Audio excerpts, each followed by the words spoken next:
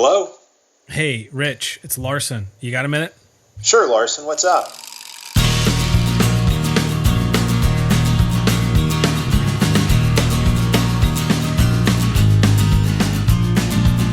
Hi, and welcome to Got a Minute with Larson Hicks and Rich Lusk. We're excited to have you on the podcast today. Today we are talking about servant leadership, which is kind of a buzzword certainly in the church world, also in the corporate world.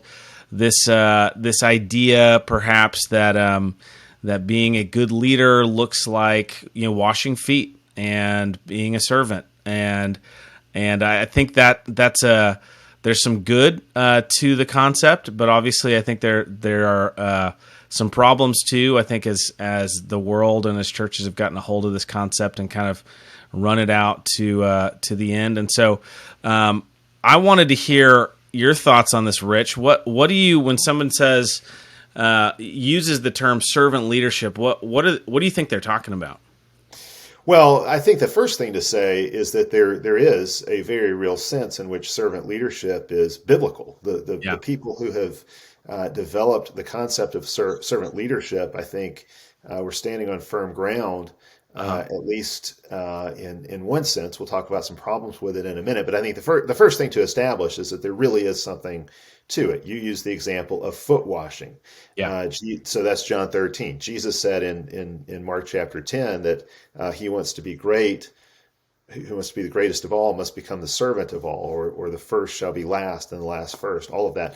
So there is a very real sense in which being a leader requires you to be a servant. It means you're going to be making sacrifices on behalf of those whom you seek to lead.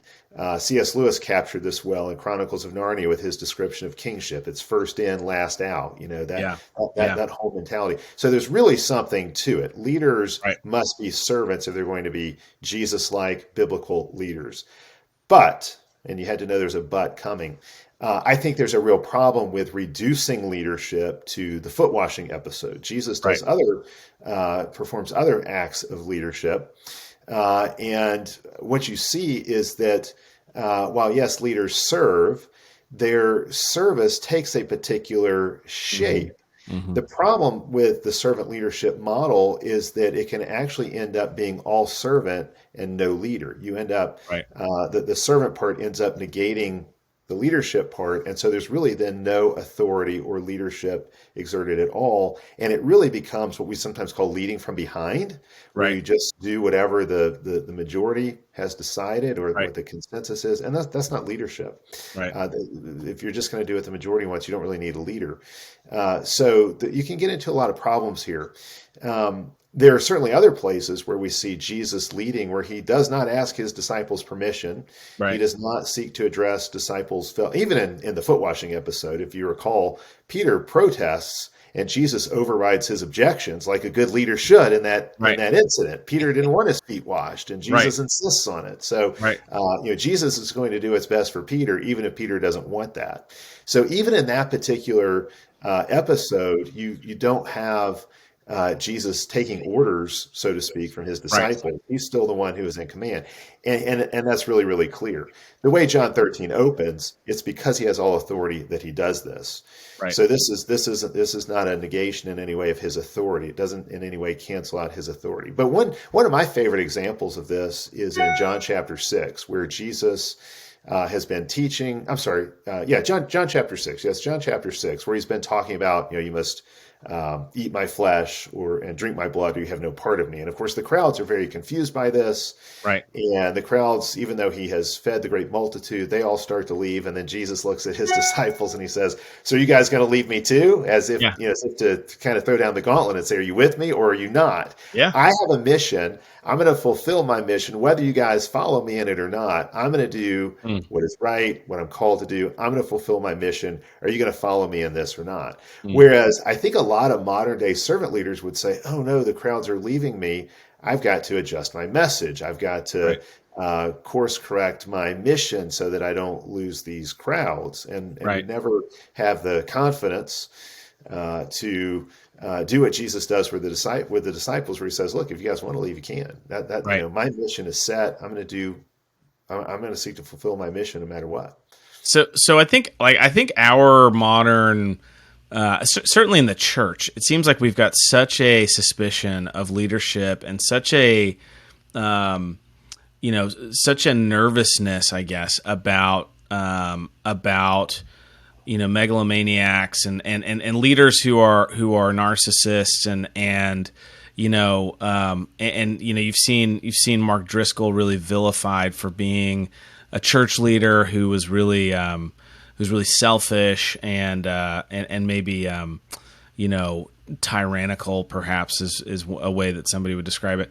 Why do you think we are so scared of that in the church today? Like, why has that become such a boogeyman? Yeah, that's a great question. There has been a lot of abuse, no doubt. And, Driscoll was always a mixed bag, I thought, from the start.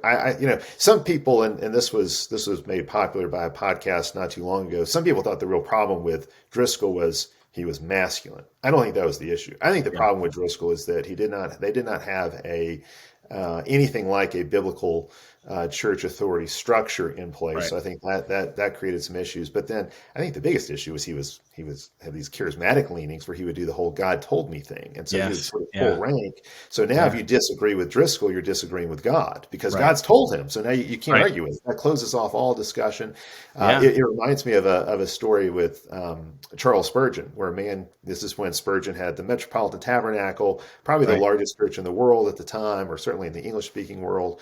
And a man came to Spurgeon and said, "God told me I'm supposed to preach in your church this Sunday." And Spurgeon said, "Well, God hasn't told me anything about it, so you're not going to preach." And that was a good answer. That was a good response. I think totally.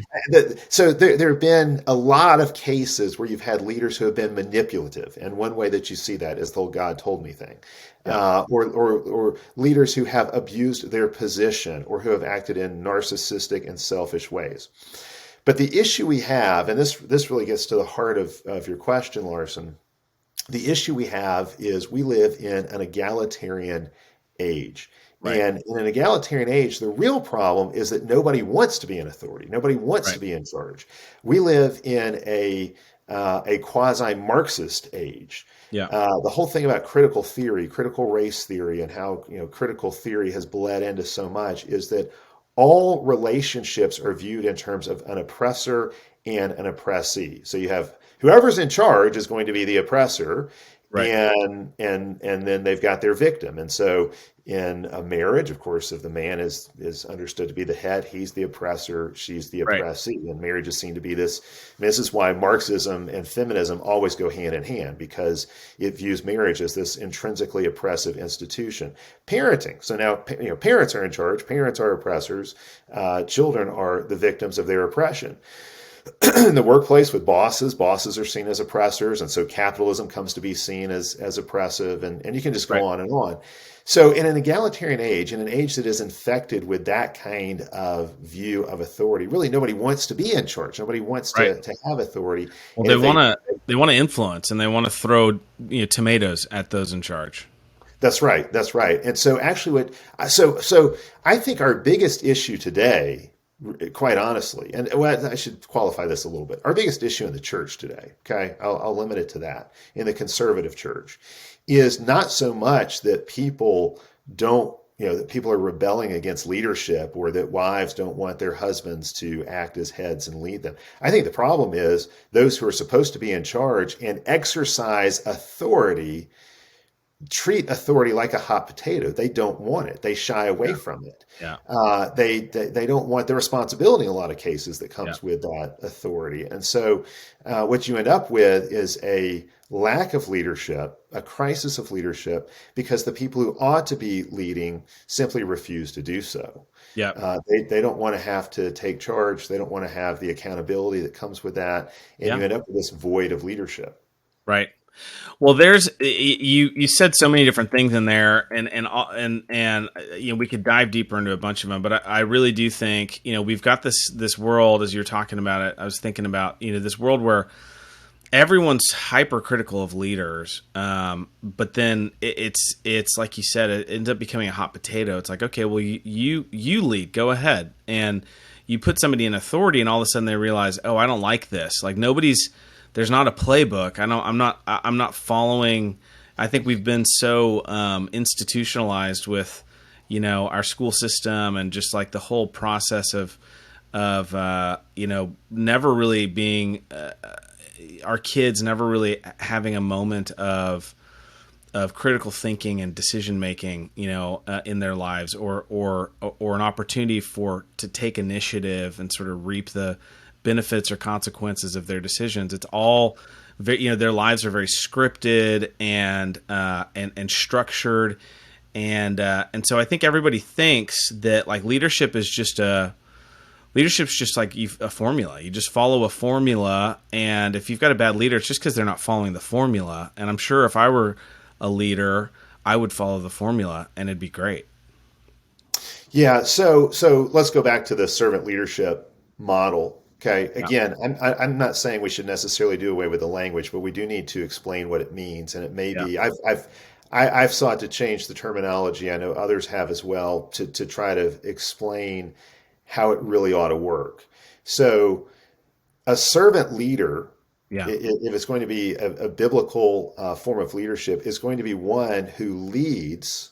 His leadership itself is a form of service. Right. If you are a good leader, okay, the way that you are serving your people is by leading them. It does not mean that you are subservient. It does not mean that you're actually taking orders from those you're supposed to lead. Again, go back to Jesus. Jesus was not responding to felt needs when he plowed ahead on his mission to go to the cross. Nobody was, It wasn't like there was popular demand for him to do that, but that is how he led, because he knew this is what is right. This is what is good for all.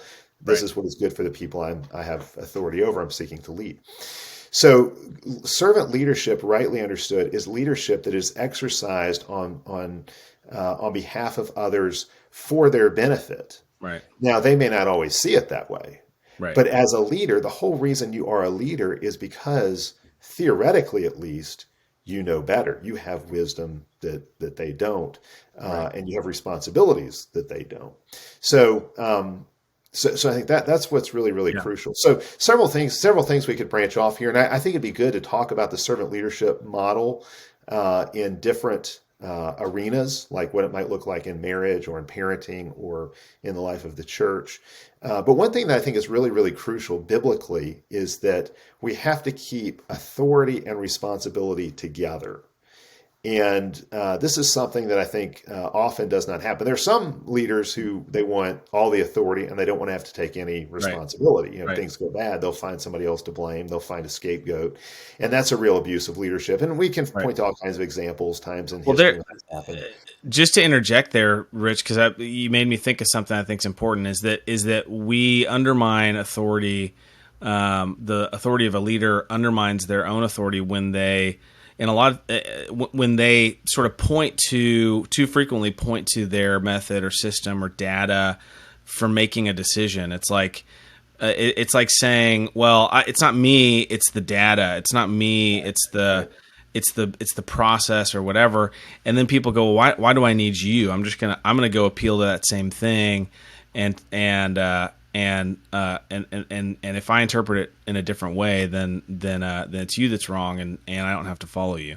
Yeah, that's happening in sports right now, where baseball coaches or football coaches are basically abdicating decision making and using analytics. And the analytics can be a helpful tool. I'm not going to get into that. I mean, obviously, sports fans are debating that constantly right now, whether or not analytics is good or bad for the game. But a coach or manager still has to take full responsibility for the decision he makes, even if he went according to what the analytics would suggest is the going to give you the most probable outcome that you would want. So you have leaders who are abdicating in various ways. So if you think about leadership as comprised of authority and responsibility, those are really the two ingredients that you have in leadership. There is authority and there is responsibility. One way we can get leadership wrong is by saying it's all authority and no responsibility. And so you have Right. the unaccountable leader. You have and this is, you use the example of Driscoll already. I think this is part of what happened with Driscoll is there was, he had all the authority. Even he could even say, God told me and Right. exercise that. He could play that trump card and there's nothing anybody could do about it. And because they didn't have what I would consider a biblical structure of church government, there was really no good way to exercise accountability or to hold him responsible for his decisions. Okay, so you've got that. We're seeing this in politics right now where people can make terrible decisions and then there's no accountability. We had a horrific withdrawal from Afghanistan about a year ago. Who was held accountable for that? Was anybody Right. fired for that? Was Right. anybody's head on the chopping block because of Right.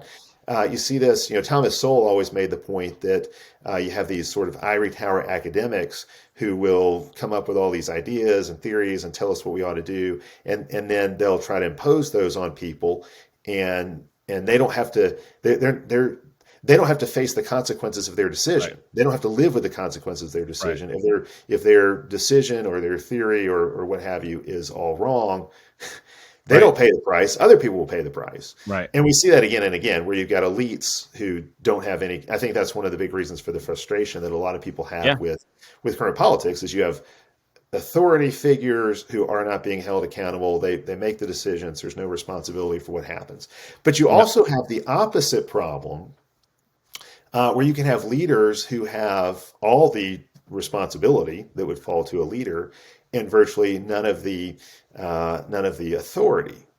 Mm-hmm. And a good example of this is the modern day husband and father who still has the traditional responsibilities to protect and provide for his family. Everybody expects that of him. Society expects that of him. Sure. If his marriage dissolves, he's most likely going to be held accountable for alimony and child support. He's still responsible. But in many cases in our society today, the husband/father has no functioning authority in the home. And this is quite honestly why a lot of young men today look at marriage and they think it's a bad deal for men. And so they don't want anything to do with it because why should I take on all those responsibilities when there's no honor? There's no, it used to be it was a high status thing to be, the patriarch of your home, to be a husband and father. And it meant you had authority. Father knows best. There was a kind of respect. Now the father is the butt of everybody's jokes. The father is mocked. The father is not seen as fatherhood is not something that young men are aspiring to because fathers are constantly made fun of and undermined and subverted in popular culture. So why take on the responsibility when there's no authority to go with it? Why should I be? So would anybody take a job? Would you, Larson, take a job where you're going to have 100% responsibility for the results, but no authority to command the people who are working for you, who will have a big hand? That's a common scenario in the workplace today. I mean, it's a very frustrating scenario. I talk to guys all the time who are in that exact position where they've got responsibility without authority, and it's a lose-lose. It's like so it's a mess. That's a very, very complicated and hard place to be in.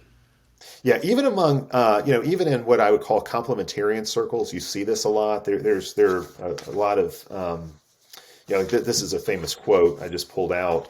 This is from Mary Cassian, who is sort of one of the architects of what we call complementarianism. It's important to remember complementarianism arose in the 1970s and 80s as an attempt on the part of conservative evangelicals to respond to feminism, but in a way that did not have the hard edges of what we might call traditional patriarchy.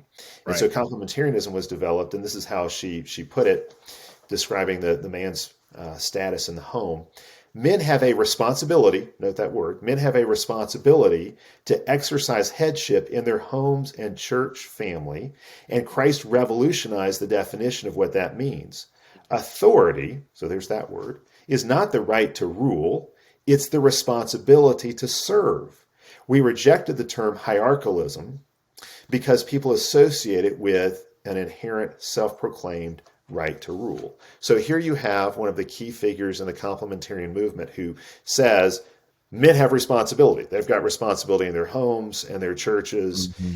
And then when she gets to the word authority, she redefines authority not as the right to rule, but authority becomes one more word for responsibility. Right. Right. Authority basically means one more way of saying that the man is responsible to Right. serve. And Right. so any right to rule has now been eviscerated. Men have no authority at all, but Right. they've still got the responsibility. And that becomes the complementarian model. And then now, what is a husband going to do? Right. Anytime he might do something that his wife does not like, she can say, well, you're not serving me the way Jesus serves. You're not serving me by how you're trying to lead me. And so she basically can veto anything he wants to do. Right. And if you cash that out consistently, what that looks like is husbands submitting to their wives in all things. And Right. what we have done is actually Right. reversed the God ordained authority structure within the marriage. The architecture that God has given to the marriage relationship has been turned upside down and inside out, where now the wife is functionally in charge Right. because hey, anytime he's doing something she doesn't like, anytime he wants to go a direction that she doesn't want to go, she can just say, Right. hey, you're not serving me. And who is he to argue with that? He's got the responsibility to serve her, not the right to rule her. Right. Well, part of the ways that I think men today really cut their legs out from underneath themselves is they themselves are not under any authority either, Absolutely. and so you see. I mean, we see this in our community all the time. Men who I've had men come to me and ask, "Hey, how do I get my wife to submit to me? I'm having, I know the Bible says that's supposed to happen, but she won't do it." And one of the first questions I ask is, who are you submitting to in your life? Like, give me some examples, And it's like, well, we're not members of a church because we don't really believe that, We don't believe in submitting to church authority. yeah, we don't really believe. Yeah, I mean, there's always some sort of He doesn't believe in esoteric submission either. argument about why. And it's like, okay, well, who else, And it's like you said, well, yeah. I mean, I have a boss, but he's an idiot, and so I don't really, he's not really. He's just kind of my boss in name only. And I'm like, well, hey, man, she's just following your lead. She's doing exactly what you're doing. And also, you went back. You mentioned that Driscoll, played the cop out of God told me, or the trump card. Men do that in their families too. Well, God, I just don't feel like God's leading me to do that, or my interpretation of that passage. That our pastor told us we're supposed to do X, Y, or Z, but I really disagree with his interpretation, and so we're not going to do that. And again, they're just sort of eroding this whole concept of there is such thing as legitimate authority and hierarchy in the world that God made, and and whether I agree or not, I'm going to honor and submit to the authorities that God's put in my life. And I think men really do it to themselves. I mean, I think this whole complementarianism movement, egalitarianism is all part of it for sure. But men are a big part of the problem too, in the way that they deal with authorities in their own lives. You're right.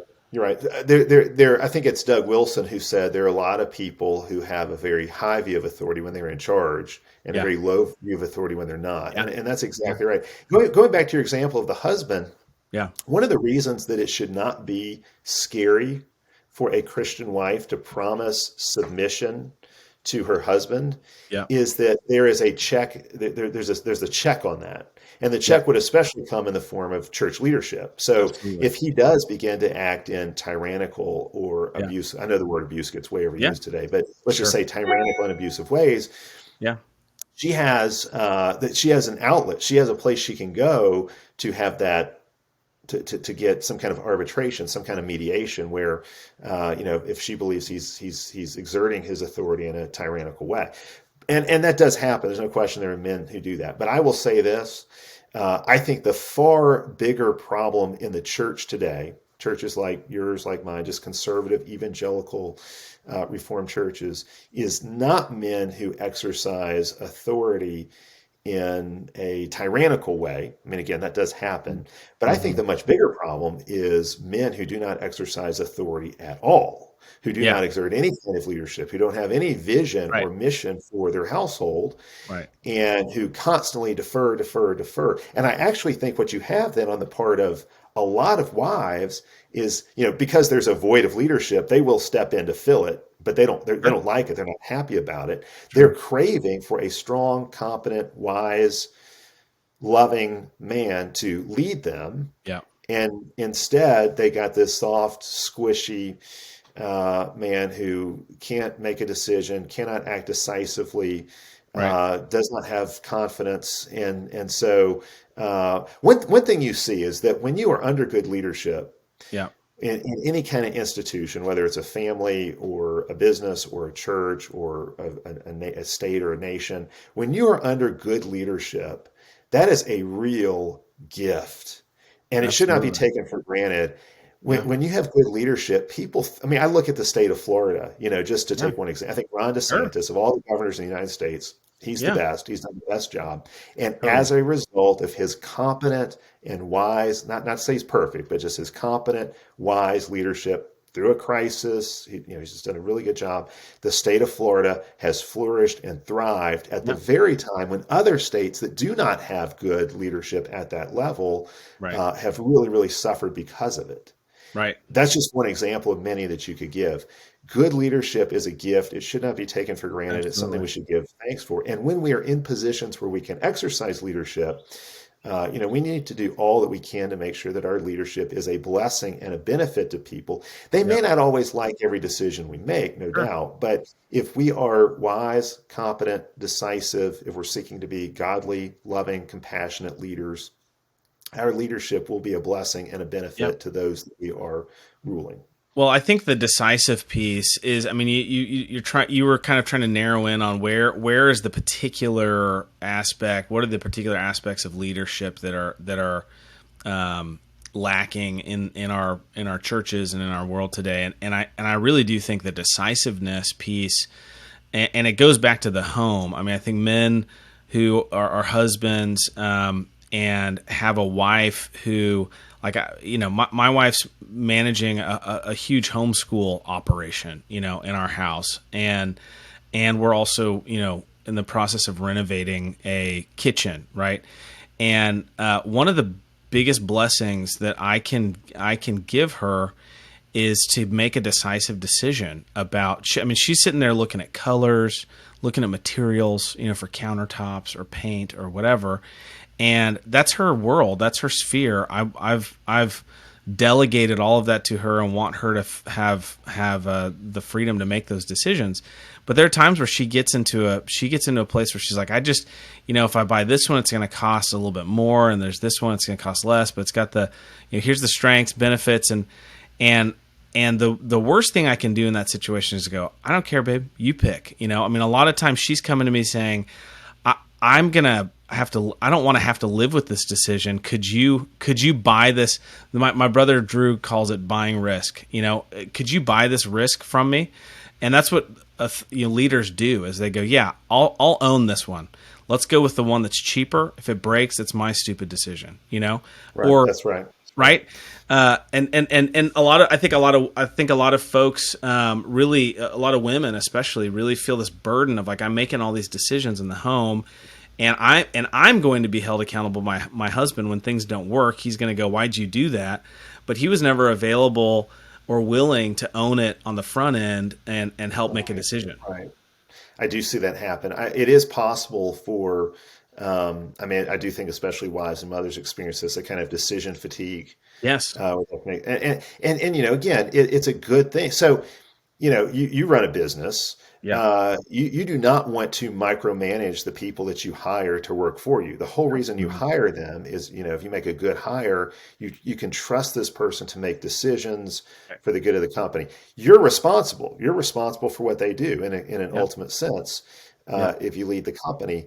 But it's like the captain of a ship is completely responsible for what happens with the ship. And if the ship runs aground, it's his responsibility, even if it happens in the dead of night when he's asleep and he's delegated and entrusted things to the first mate and to the navigator and so forth.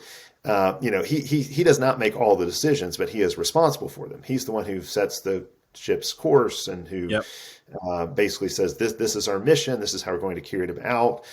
He's got authority and responsibility. Everybody knows that about the captain of a ship. But if the ship crashes, he's got to go down with the ship because it's his ship. So that's authority and responsibility tied together. So Yeah, that whole idea that you can be responsible for decisions you didn't make, again, Right. because we live in an egalitarian and individualistic age, that's a hard one for people to take. And again, it's why a lot of people shy away from any kind of leadership role, why a lot of men actually don't want that leadership role. They'd Yep. much rather be in an egalitarian situation where you Right. got an easy scapegoat, you can blame Right. somebody else for when things don't go Well, well. you and I have talked about this before. Just this, everybody in this world today wants, in the church today, wants a paint by numbers, step by step list of, okay, how do you parent? Could you just tell me the steps? And it's an abdicate. What people don't recognize about that, and there's like 20 other examples I could give, but that's one that comes up a lot. Is it's an abdication of their God-given authority to farm that out to a system, to go, well, I'm just going to follow the Doug Wilson system. I saw a book that Doug wrote. I'm going to turn that into a 10-step program, and I'm just going to follow it. Well, what you're doing there is you're saying, I don't want to have to own what happens with my kids. I want to be able to, when they don't turn out, because they won't, if you do that, by the way.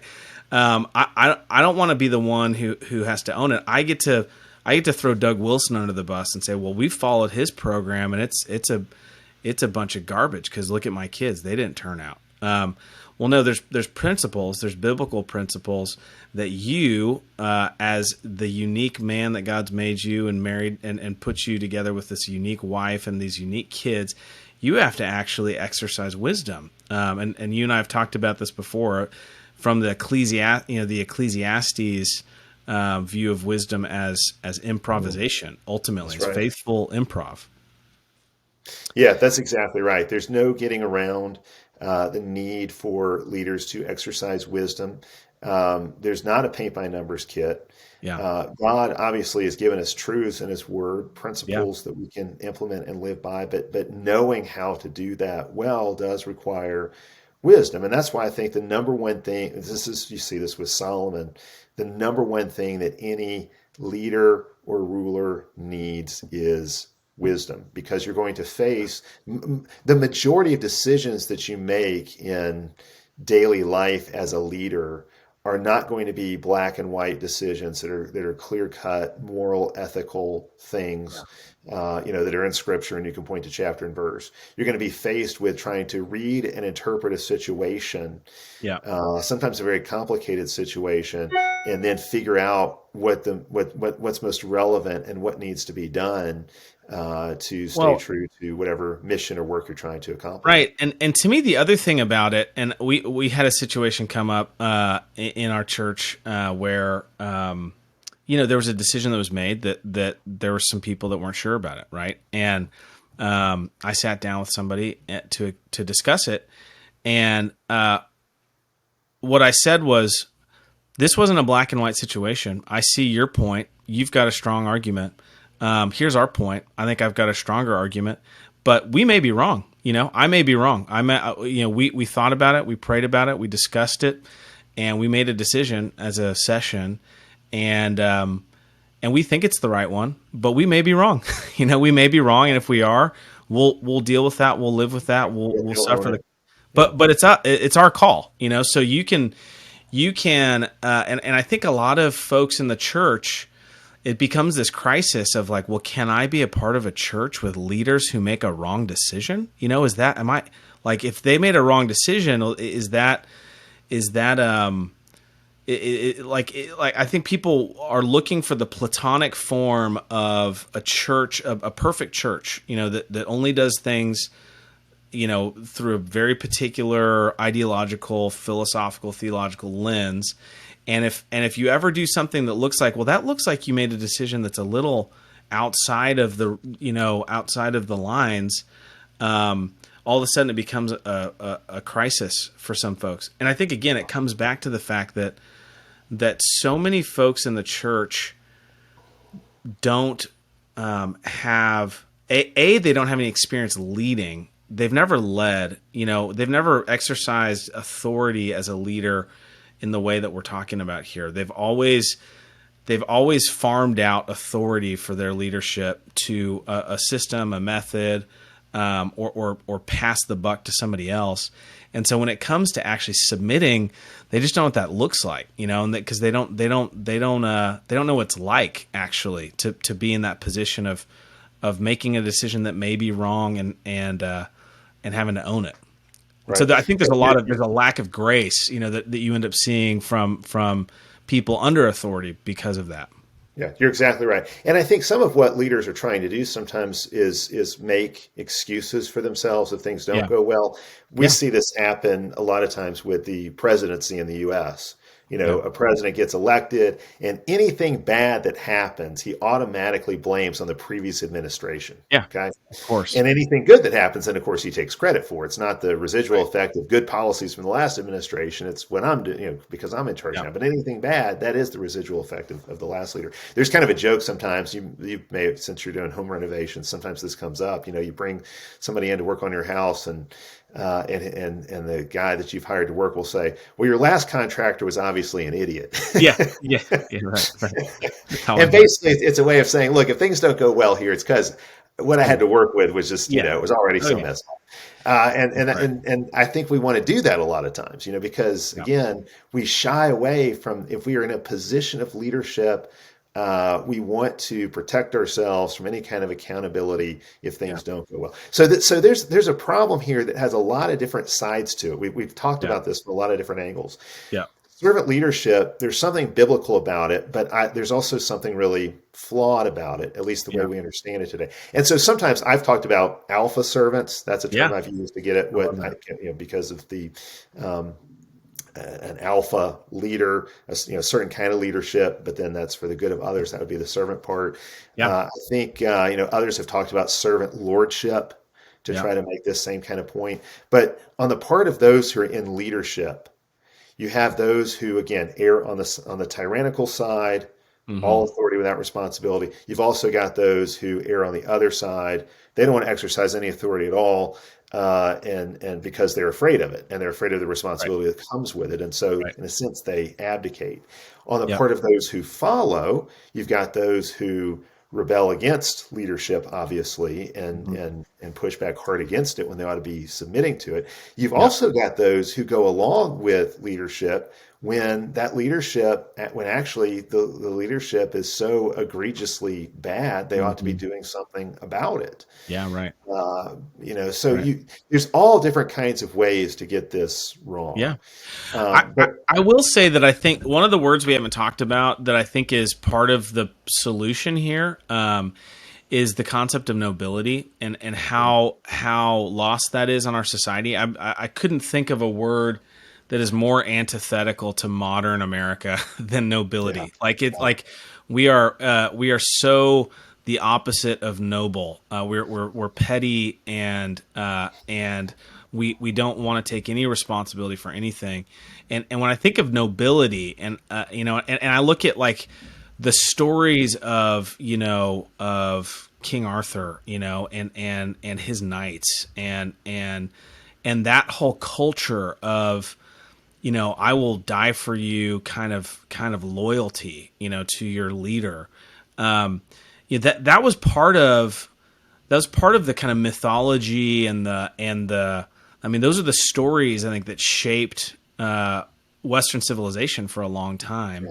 And we've dispensed with all of those. And now my son was noting the other day that it seems like all of the most recent batch of like Disney and Pixar movies are now oftentimes the protagonist is the bad guy, and we're starting to see life through his lens or her lens, and how they're really not that bad if you really understood where they come from. And so this just whole we're living in this like upside down world now. But nobility is not about, I think it's been vilified as being about entitlement and about oppression and holding and lording power over others, when it's really about duty and responsibility and it's really exercising the principle of to whom much is given, much is required. That's the concept that leaders are supposed to operate under. That's what nobility looks like.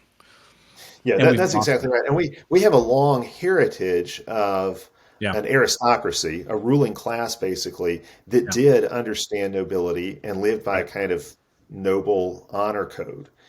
right. But now that we've moved in this much more egalitarian direction, egalitarianism kills nobility. It does. Egalitarianism kills anything that's heroic, anything that's noble. Right, Um, so now, we have a lot of people now who will complain about our elites. Our elites are so right, terrible. But what they're right. really when they talk about how bad the elite, and I would agree with that. I mean, our Yeah, elites in sure. general are just Yeah, really bad, useless people for the most part. right. But what people are really craving is a kind of nobility That's right. in their leaders, and that's Right, just missing. And you can't. And there's nothing about our particular era, our right, culture, that can foster nobility. right. This is C.S. Lewis's line. Um, what, how's it go? The men without chest line. Yeah, We castrate, yeah. and then we say, be And we fruitful. bid the Well, guiltless be you can't. I fruitful. mean, Yeah, you've taken away with the very possibility of fruitfulness and, right, and castrating right. them. Well, we castrate our Yeah, men and say, be fruitful. yeah, We mock nobility, and then we wonder why nobody has any honor. And yeah, that's really where we are as a yeah. culture now. And I think the church has to stand against that. I think I this do. isn't, you know the darkest of times become the greatest of opportunities for the church. And so, if we live in an era where there's a real crisis of leadership, that Yeah, means there is an opportunity for the church to model what real leadership looks like. right, And so where are the leaders? Where are the men that the church is raising up and producing who can be those alpha servants who can rule wisely and competently, who can speak to the issues of the day, and people will have to listen because they speak with such gravitas and they, they, right, they speak with such nobility and right, such excellence. right, That's what we need. right. I I always think think of it's Rudyard Kipling's poem "If." I mean, that's one. I think it summarizes manhood so well, but it describes the kind of man who you would want to lead your people through a crisis, to lead your family, your church, your nation through a crisis. hmm hmm. Who was that? Rudyard Kipling, Yes. his poem "If."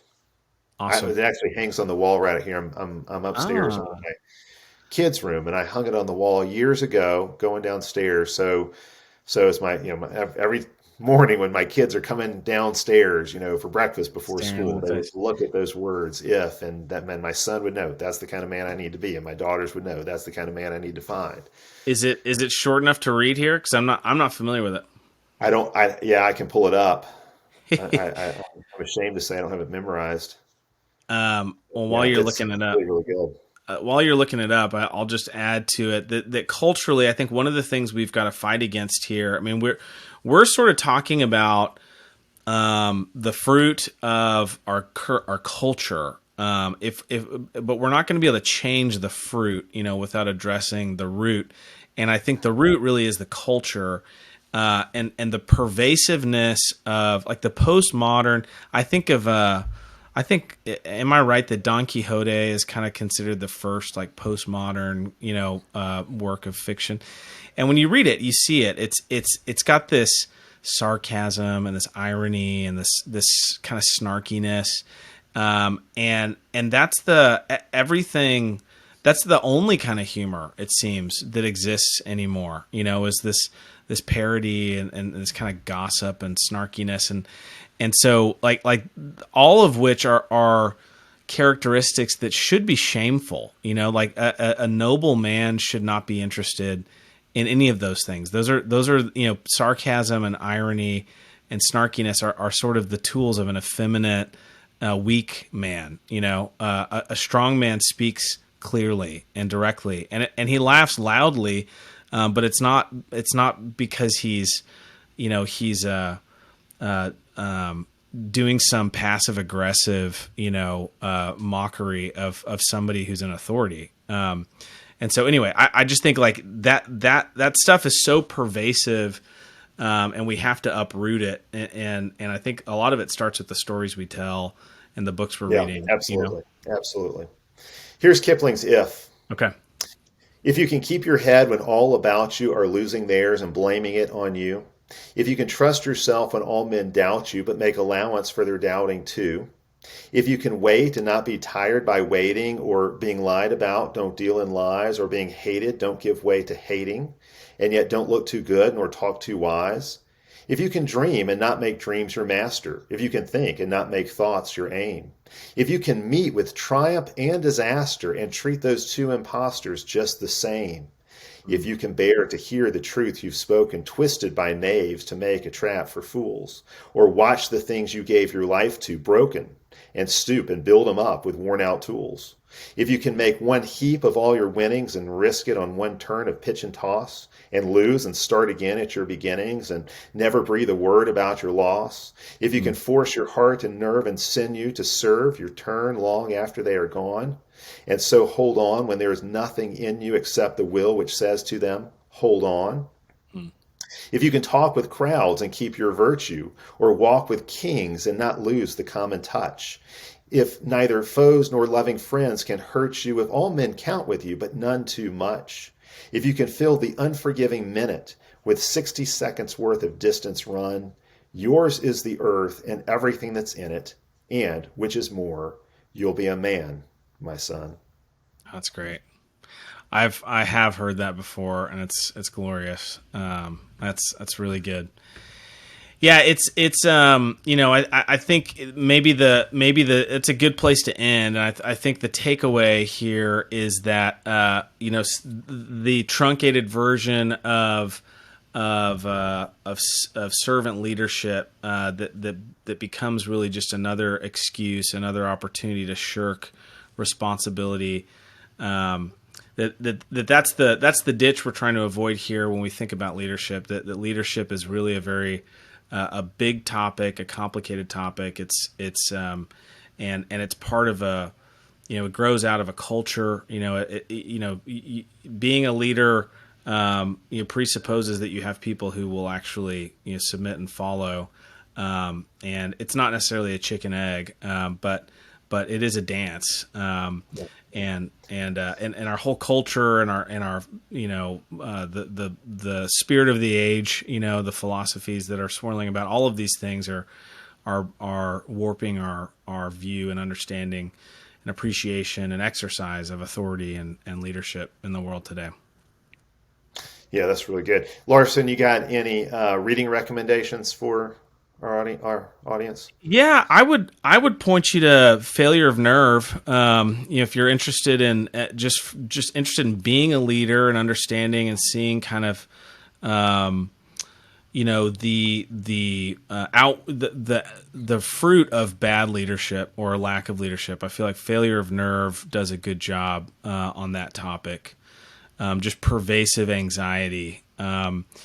His big thing, if I, at least the big takeaway for me of that book is this idea that a leader has their wits about them and is not easily unsettled and or emotional, which is just one of the, coming back to your poem. I mean, this is what being a man looks like, is having the ability to kind of stare trouble and danger and disappointment and all these other emotions that kind of assault you when you're in a position of leadership, and be able to keep your nerve and lead, and carry the people below you who are following you just by the force of your steadfastness and your courage to get people to keep moving, Yeah.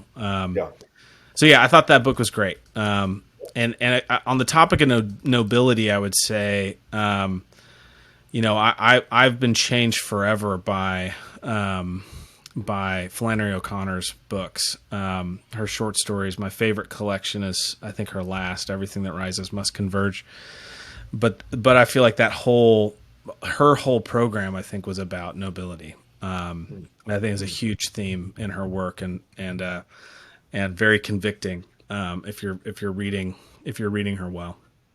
We'll have to do an episode on Flannery sometime. I love Flannery myself. Oh man. I would second your recommendation of Friedman's book. To me, that's kind of become the classic, kind of the gold standard for leadership books. I'll make a few caveats. Yeah. Before before I say what I like about it. Yeah. Edwin Friedman was a Jewish rabbi. He's not a Yeah. Christian.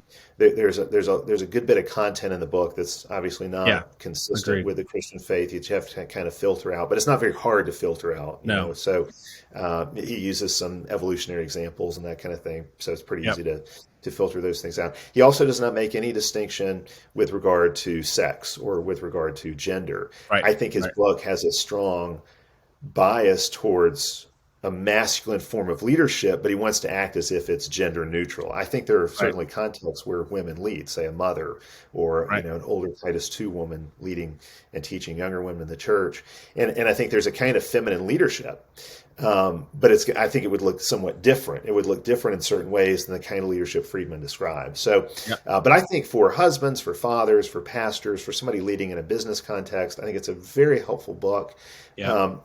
I think the core of his book is he says the key to leadership is the leader himself. It's not the techniques. It's not even the information he has. And you can sort of outsmart yourself by getting too much information and paralyze yourself in inactivity because you're trying to process more data than you can take in. He talks about an example from his own life where he had to make a decision about a medical procedure, whether or not to have it done, and that he got a certain amount of information, and then he said, "Okay, I don't want any more information. Now I'm going to make a decisive." Decision, and that was the right thing to do. And sometimes leaders just think, "Oh, if I just had a little more information, just a little more, and that doesn't do it." But the core of his book is he talks about being self-differentiated. So as a leader, on the one hand, you are connected to the people you're seeking to lead. They have to know that you care about them, that you love them, but at the same time, you have to be differentiated from them, which means you have well-defined boundaries. You don't try to take responsibility for things that are not your responsibility. Right. And in fact, he says the number one cause of burnout is not overwork, but it's trying to take responsibility for things. It's feeling responsibility for things that don't really belong to you. That's where a lot of our worry and anxiety and stress come from, is trying to bear burdens that aren't ours to bear. And so that whole idea of being a self-differentiated leader is really, really helpful. You talked about he does have a somewhat stoic approach to leadership. He would say that in order to lead, you always have to be the calmest person in the room. Part of being self-differentiated means you don't get caught up in the vortex and swirl of emotion. If you're in a situation that is high anxiety, especially in an institution where there's a lot of chronic anxiety, your job as a leader is not to be a step-up transformer that would make the situation even more anxious and tense for everybody, but a step-down transformer who would diffuse that anxiety. That's your role. And I think he's really right about that. In order to lead, you've got to be the calmest person in the room. You have to have a kind of, I don't want to say detachment. That doesn't sound right. But you have to be able to distinguish yourself, and you have to have firm boundaries. He's got some really good things about empathy. In fact, I think a good place to take our conversation from here, maybe next time, would be to talk about empathy. Because if you want to talk about one thing that subverts decisive leadership, it is misguided empathy or misplaced empathy. Some would say empathy, period. I don't want to give up on empathy altogether, but I do want to put it in a framework where I think empathy is anchored to truth and to reality, whereas oftentimes empathy is just kind of this free-floating thing, and then empathy makes it impossible for a leader to lead because there's no decision he can make that won't end up hurting somebody's feelings. That's right. And so if you're hyper empathetic with everybody, well then how are you going to decide? Because somebody is going to get the short end of the stick with your decision making. So Friedman's book is really, really good. I would highly recommend that. I would actually recommend Chronicles of Narnia. Because I think they get at that nobility aspect that you were talking about. And they deal really well with submission, authority and submission, deal really well with just what it means to be I would say a servant leader in the right sense, in the true sense. It's really, really helpful. I would also point to the book that Michael Foster and Non Tennant have written called It's Good to Be a Man. Particularly, I think for men, the chapters on gravitas can be very helpful. That's something that I think is related to nobility. It's distinct from nobility, but if you're going to be a leader today, you need to develop some gravitas so that people will listen to you. In an egalitarian age, how do you break through? How do you cut through all of that and actually have your voice be heard? It's not just shouting louder, but I think gravitas is key to that. But you can't develop gravitas unless you actually are competent. So it's connected with a lot of other things too. If you if you appear to have gravitas without having any actual competence or skills, you're really just a charlatan. That's right. Not a genuine leader. So those would be some resources I would point to that I think would be helpful.